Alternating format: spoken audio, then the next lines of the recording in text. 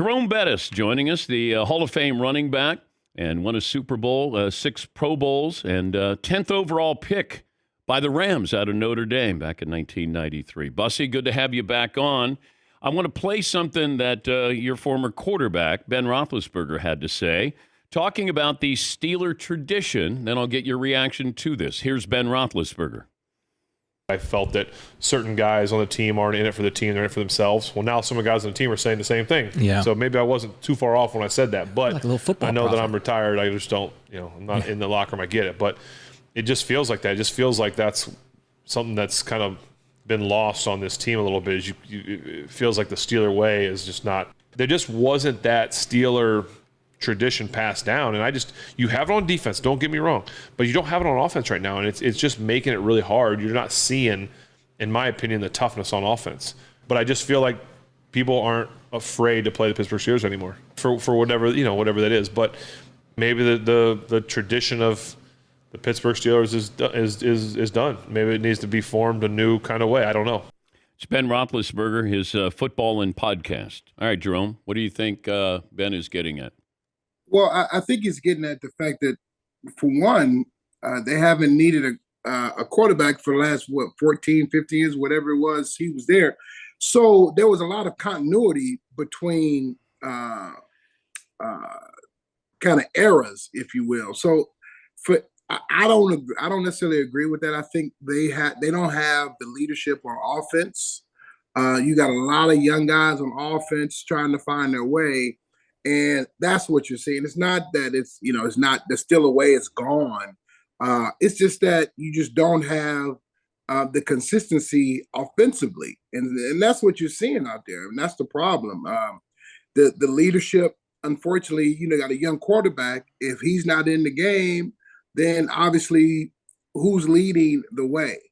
From an offensive line perspective, you don't have those personalities that's stepping up and saying, hey, I'm going to be a leader of this offense. I'm going to push us forward. And then obviously you have the wide receiver issues that you're hearing about publicly. And so what happens is you just don't have the leadership on offense. On defense, you do. And you heard Ben talk about the leadership on defense. You just don't have it on offense. And I think that's what they're missing. Okay, how would you feel if you were the running back for the Steelers and your wide receiver, George Pickens, is not blocking anybody on a run where you can score a touchdown and the guy he's supposed to be blocking ends up with the tackle? What would you say? I would pull him to the side and say, come on, man, listen, we all in this together. If you want me to block that linebacker when it's a blitz so he can get the ball to you, I want you to do the same for me. So you want to express to them the importance of, each and every play, right? And so, yeah, you can come down on him in the media, but I promise you that's not going to turn his switch on. It's going to be you putting your arm around him and say, hey, man, listen, we all in this together. And if you look good, we all look good. If you look bad, we all look bad. That's the bottom line. I think that's part of the leadership that's missing. You just don't have that guy to say, hey, man, come here. Listen, but here's the deal. What's Mike Tomlin's role in all of this? You're saying the players got to be accountable. So it's a fine line. The head coach, it's hard for him to be the buddy too, right? So he's got to be the heavy in this particular role. You need someone internally in that locker room that can pull him aside and say, listen, man, I'm in the same boat that you're in. I'm with you. And so the head coach can't necessarily play that role. That's why you need that strong leader offensively that can pull him aside and say, look, man, we all getting hammered here.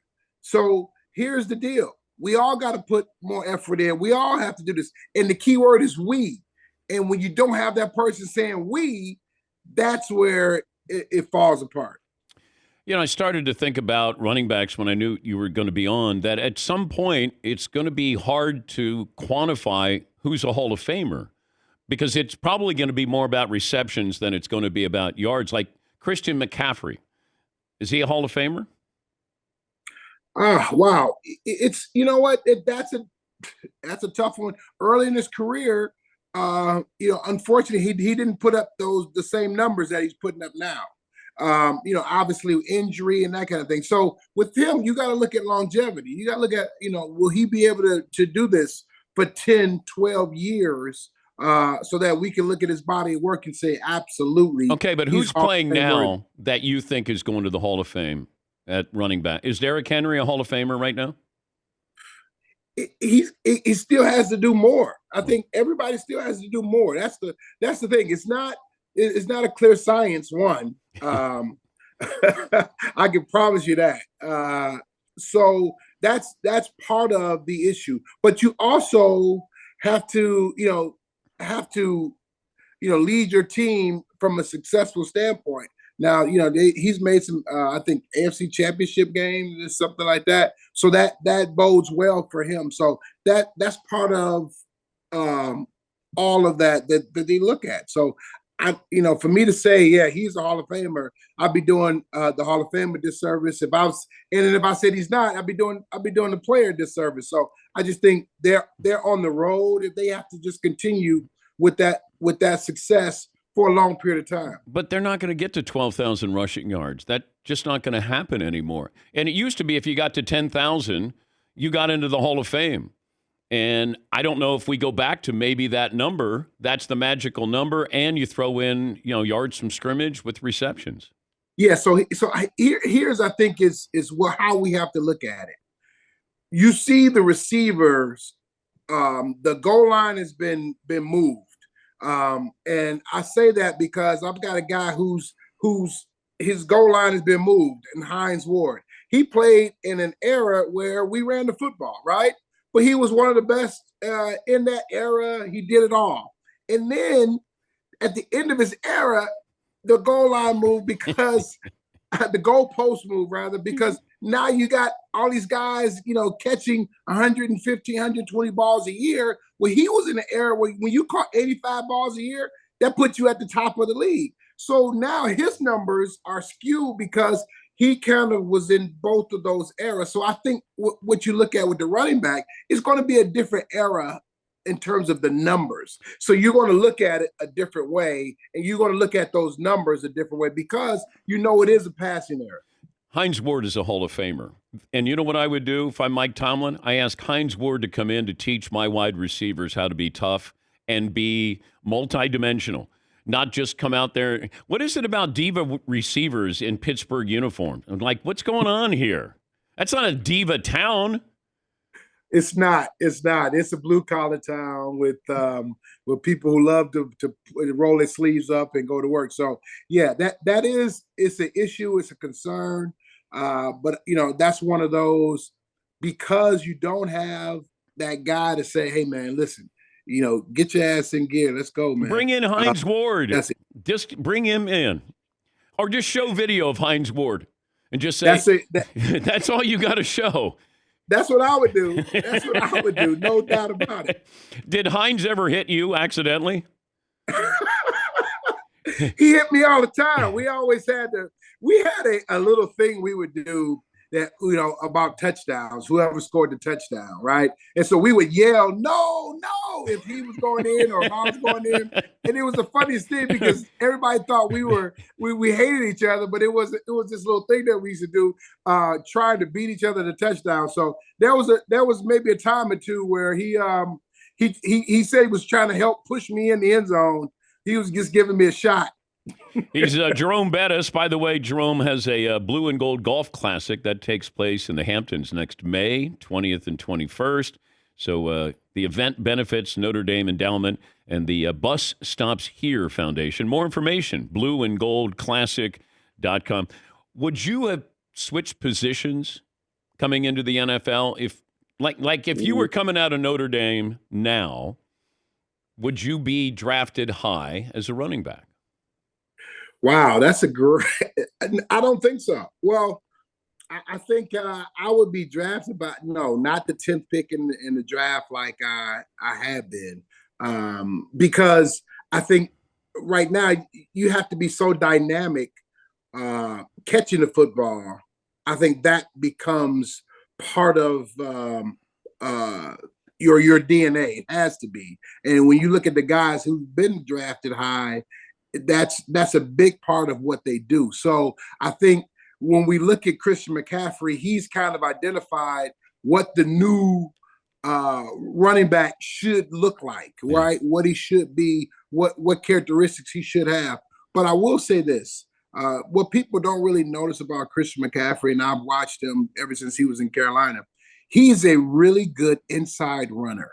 I watched him when he was at Stanford. He is, and so a lot of people think because of his size that he's a really good in between the tackles runner, and I think that's what you have to be to play in the NFL. You can't be a guy that plays on the edge. You've got to be a guy who is a downhill in between the tackle guy in order to have that kind of success. You don't have to be the biggest guy in the world, but you've got to know how to work your way on the football field in between the tackles. And I thought that hurt Reggie Bush, that he wasn't a between the tackles kind of running back. And McCaffrey's built different than Reggie Bush, but Reggie wasn't a between the tackles running back.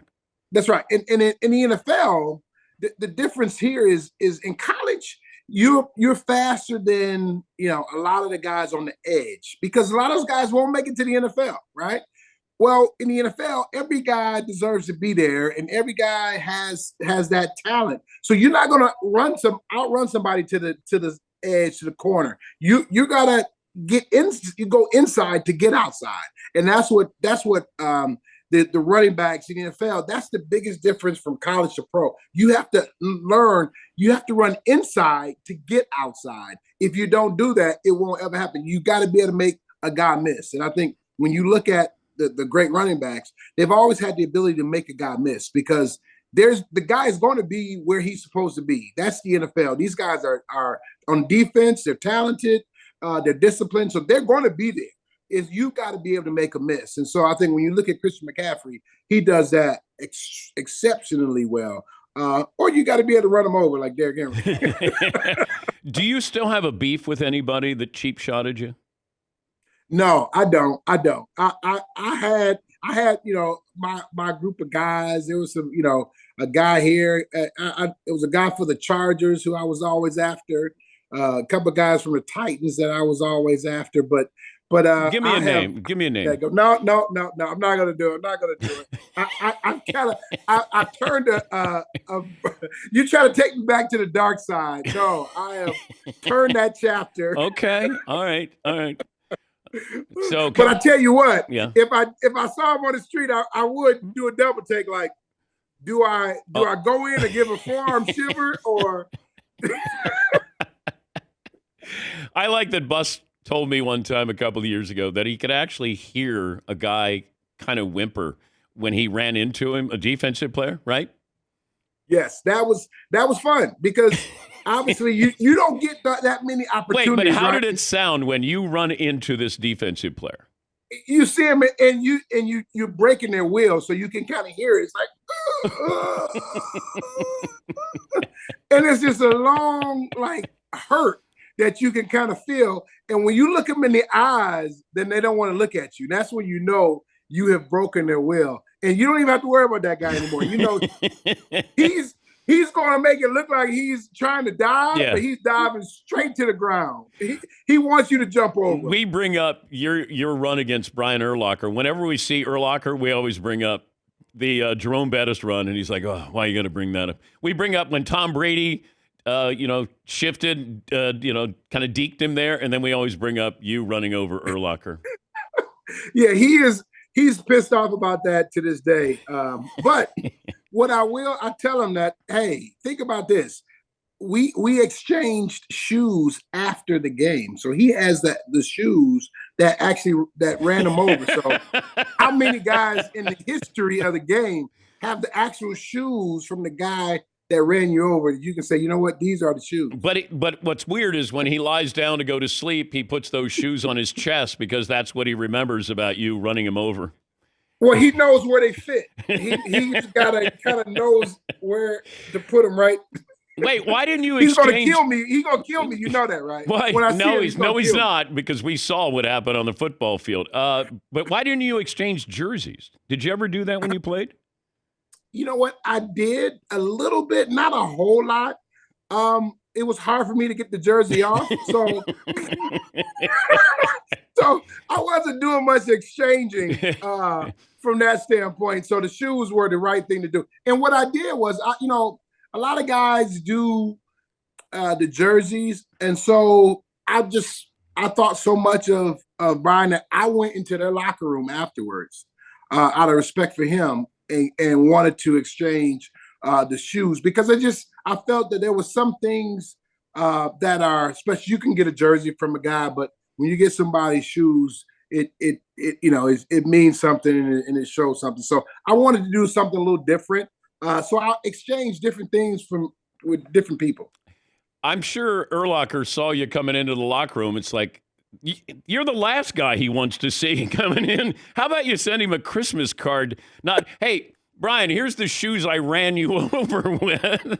The key is to immediately get right back in there and make them feel good so that they don't hate you. So the longer you go without that connection, they get madder and madder, right? They get more pissed off. So I was glad I diffused it early. But you never did this with, you didn't do this with Ray Lewis, did you? No, absolutely not. The Ravens. I would not be caught dead in that locker room, I tell you that. But, well, no, you might be caught dead in that locker room. That's right. I would be dead if I was in the locker room. I promise you that. But I will say this about Ray Lewis. We have become great friends. And we were friends then. We just were friends that really didn't speak to each other. But we have become great friends since our time on the field. Great to talk to you as always. Merry Christmas to you. Thanks for joining us, boss. Thank you. Appreciate it. That's Jerome Bettis, Hall of Fame running back. More in his golf tournament, Blue and Gold Classic.com. Take a break. Play of the day up next.